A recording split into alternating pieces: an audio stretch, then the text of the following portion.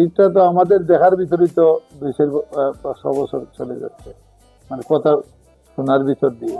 এর আগে থেকে এটা বাজানো হয়, এবং এটা সেহরির সময় একবার বাজানো হয়, চাঁদ দেখার পরে একবার বাজায়, পরের দিন যে রোজা হবে তারাবি হবে, আবার প্রত্যেক দিন সেহরিতে বাজানো হয়, আবার প্রত্যেক দিন ইফতারের সময় আবার একটা বাজানো হয়। এই অবস্থায় এটা চলতেছে। এই ডনকাটা অনেক বড় ছিল, আমি এটাকে বেশ বড় দেখছিলাম আগে। এখন এটা ওই যে কাটতে কাটতে কাটিং হইতে হইতে এখন তো ছোট হয়ে গেছে, সাইজটা ছোট দেখা গেছে। তখনকার দিনে তো আপনার ইয়ে ছিল না, সাইরনও ছিল না, মাইকও ছিল না, কিছুই ছিল না। তখন এই ডনকাটা বাড়িয়ে লোকজনদের ঘুমের থেকে জাগানো হইতো খাওয়ার জন্য। আবার যেদিন চাঁদ দেখা যেত, ওই চাঁদ দেখার পরে আবার এই ডনকাটাকে বাজানো হইতো। ওই যে তখন থেকে এই ডনকা বাজতেছে, ধরেন আমি বিগত ধরেন 1.5 স্বাধীনের আগের থেকে, মানে আমার বুঝ হওয়ার পরের থেকে আমি এই ডনকা বাড়িয়ানো দেখতেছি। এর আগে যারা ছিলেন আমাদের বাবা, চাচা, দাদা, আরো যারা এখানকার খাদিম করতেন, যারা আছেন বড় বড় মতলবী সাহেবরা, ওনাদের কাছেও আমার বাবা দাদারা এটা শুনছেন যে এইটা এইভাবে বাজায় আসতেছে।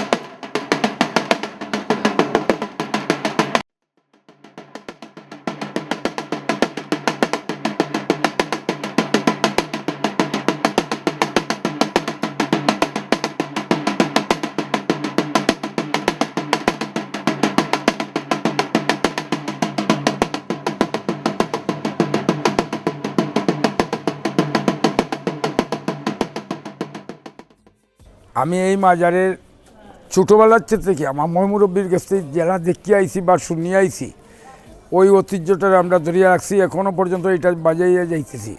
700 বছর আগে থেকেই যে এই জিনিসটা, তখন ছিল না কোনো কারেন্ট, ছিল না কোনো মাইক, ছিল না কোনো সাইরন। তখন ওইটা দিয়ে উনির আমলে, আদিত্য আমলে তখন এই ডঙ্কাটা বাজাইয়া জোরের নমাজ, আসরের নমাজ, মাগরিবের নমাজ এবং সেহরি, ইফতার টাইমটা এইগুলা দেখাইতেন। সিনিয়ররাও বাজাইয়া গেছে, আমিও তারা কাছে শিখছি। একের পর একটা এটা চলিয়া যাইতেছে, 700-750 বছর হয়ে যাচ্ছে। এবং আমার পরেও যারা আমার শিষ্যরা উঠতেছে, এরাও বাজাইয়া চলিয়া যাবে। আমি এই মাজারের খাদিম কর্মচারী একজন।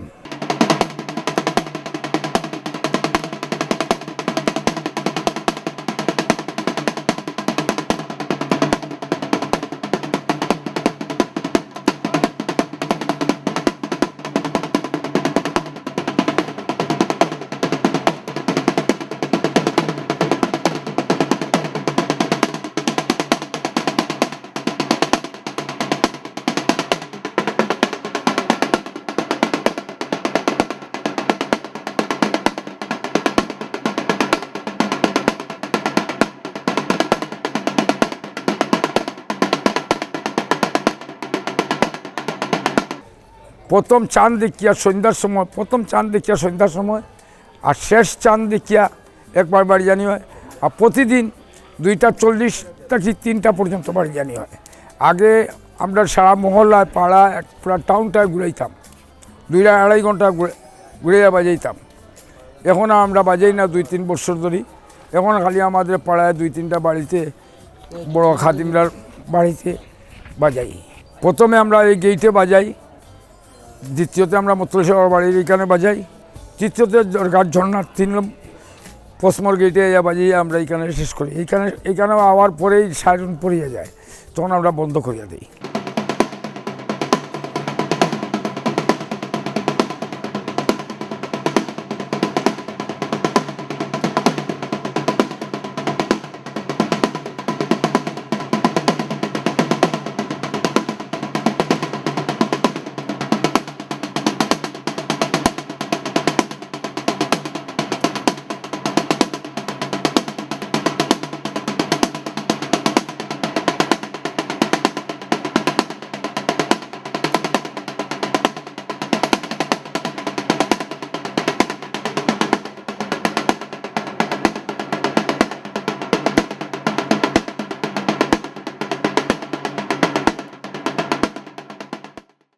প্রত্যেক দিন আমরা দরগা শরীফও ইফতার করাই। এটা আজকে থাকি না, এটা দরগা চিরাচরিত প্রথা অনুযায়ী এটা বিগত যখন এখানে সাজাল বাবা আইসলা তখনই যে কোনো পীর ফকির দরবার, অলি আল্লাদের দরবার শরীফও সবসময় মানুষজনের সমাগম থাকে। তো যারা যে টাইমেই যায় তারা এখানে খাওয়া দাওয়া করিয়ে আয়। যখন কোনো সময় রাত্রে খাওয়াটা লঙ্গর খাওয়া হয়, লঙ্গরে খাইবার লাগে খাওয়া হয়। সকালবেলা দুপুরবেলাও ইলাউদ্দিন আল্লাহ দরবারও মানুষজন ঢুকে যখন, তখন তারা খাওয়া দাওয়া করে যায়। রমজান মাসও যখন ইফতার করার সময় হয় তখন বিভিন্ন দরবার শরীফগুলোতে এইভাবে খাওয়ানো হয়। আমরাও প্রত্যেক রমজান মাসও ইফতার করাই। ইফতারটা আমরা 2 থেকে 2:30 মাইশরে ইফতার করাই। ইফতারটা একটু ব্যতিক্রম ধরে ইফতার হয়। তো সাদা পোলাও হয়, সাদা পোলাওর লগে আমরা দেই আজকের যেটা আছে সাদা পোলাও গরুর মাংস আলু দিয়া, আরো দিন থাকবো সাদা পোলাও ছানার ডাল দিয়া খাসির মাংস দিয়া, আর আরো দিন থাকবো ডিমর বুনা থাকবো। এমনি যে তরকারি লাগান যেটা বুনা করেন প্রত্যেকে একটা ডিম করি খাইবা, কলা দেই। কোনো সময় আছে আবার ডিমর কুরমাও করিয়া দিই। ওটা মেইন ফুড রাখিয়া, আর বাকি হলো কি সান্না, পিঁয়াজি, বেগুনি, জিলাপি, বাহরখানি এগুলা আছে, এগুলো আলাদাভাবে দেওয়া হয়। আমাদের এখানকার যে খাদিম সাহেবরা আছে দরগা শরীফের, এই সবার পক্ষ থেকে এটা খাওয়ানো হয়। এখানে যে আজকে যেমন আছে সবজি দিয়ে পোলাও হয়েছে, আর সব সবজি টবজি সব কিছু দিয়ে করা হয়েছে, আর খাসির মাংস করা হয়েছে আলু দিয়া। এটা হলো মেইন ফুড। প্রত্যেক দিন যেমন এর প্রথম রমজানের দিন করা হয়েছিল ডিমের কুরমা, ডিম দিয়ে। আবার আগামী দিনেও এইভাবে আছে, গরু দিয়ে আছে, গরুর মাংস দিয়ে হবে, খাসি দিয়ে হবে। মেইনলি যে ডিশটা হয় এটা একজন লোকে খেয়ে ফেললে সেহরি পর্যন্ত তার চলে যায়, মানে এই পর্যন্ত তাকে দেওয়া হয়। আর আলাদাভাবে খেজুর আছে, আপনার জিলাপি আছে, এগুলো আলাদা, এগুলাই মানে সম্পৃক্ত থাকে একটার সাথে, খাওয়ার সাথে। তো মেইন ফুডটা থাকে আপনার পোলাও থাকে, আর পোলাওর সাথে একটা তরকারি থাকে।